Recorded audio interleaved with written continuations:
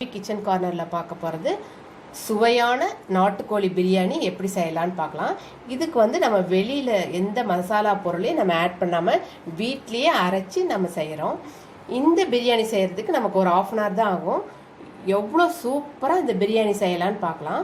இதுக்கு வந்து தயிர் சட்னி ரொம்ப நல்ல காம்பினேஷன்.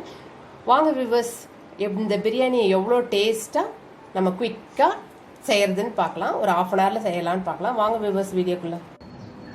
இன்றைக்கி நாட்டுக்கோழி பிரியாணி செய்கிறதுக்கு நான் இன்றைக்கி 500 grams நாட்டுக்கோழி எடுத்திருக்கேன். இதை வந்து உப்பு, 1 ஸ்பூன் உப்பு, 1 ஸ்பூன் மஞ்சத்தூள் போட்டு மேரினேட் பண்ணி வச்சுருக்கேன்.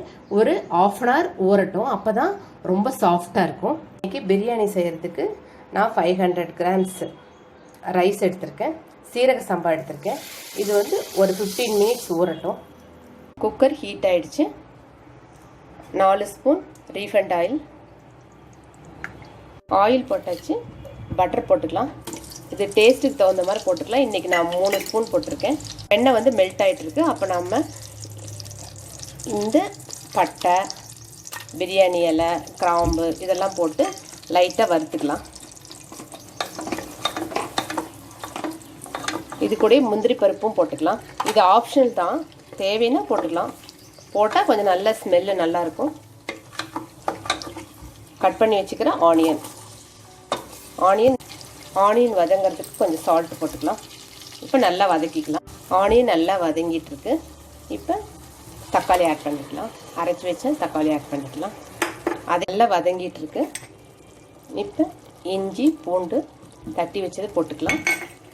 புதினா,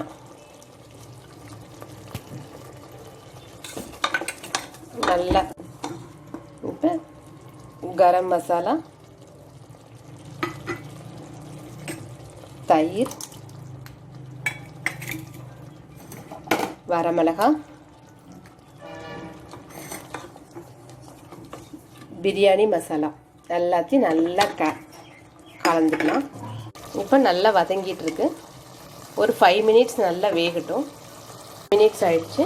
நாட்டுக்கோழி நல்லா வெந்துட்டுருக்கு. நாட்டுக்கோழி வேகிறதுக்கு கொஞ்சம் டைம் எடுக்கும். இப்போ நம்ம 15 minutes சீரக சம்பா அரிசி ஊற வச்சுருந்தோம். அதை இப்போ எடுத்து இதோட கலந்துக்கலாம்.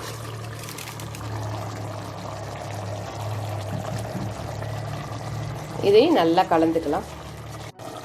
நான் இந்த கப்பில் தான் மெஷர்மெண்ட் எடுத்திருந்தேன். இதில் 2 கப் எடுத்திருந்தேன். 250 grams 250 grams. இப்போ வாட்டர் வந்து இதில் வந்து 2 கப்பு ஆட் பண்ணிக்கலாம்.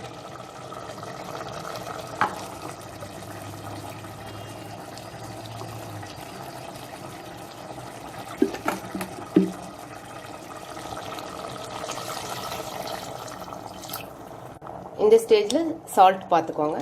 இப்போ க்ளோஸ் பண்ணி வச்சுக்கலாம். 2 விசில் வரட்டும். இப்போ 2 விசில் வந்துடுச்சு. இப்போ ஓப்பன் பண்ணி பார்க்கலாம். ஸ்டீமும் ரிலீஸ் ஆயிடுச்சு.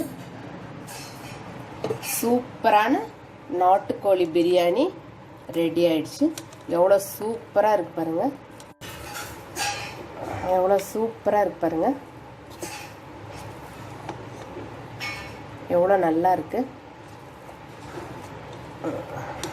இப்போ இதை ஒரு வேறு பவுலில் நம்ம ட்ரான்ஸ்ஃபர் பண்ணி வச்சு எவ்வளோ குவிக்காக ஒரு 1/2 hourலேயே நமக்கு பிரியாணி ரெடி ஆகிடுச்சு பாருங்கள். சூப்பரான நாட்டுக்கோழி பிரியாணி ரெடி ஆகிடுச்சு. இதுக்கு வந்து தயிர் சட்னி நல்ல காம்பினேஷன். இதே மெஷர்மெண்ட்டோடு நீங்கள் செஞ்சு பாருங்கள். டெஃபினட்டாக ரொம்ப நல்லாயிருக்கும். உங்களுக்கு இந்த வீடியோ பிடிச்சிருந்துச்சுன்னா சப்ஸ்கிரைப் பண்ணுங்கள், ஷேர் பண்ணுங்கள். Thank you viewers.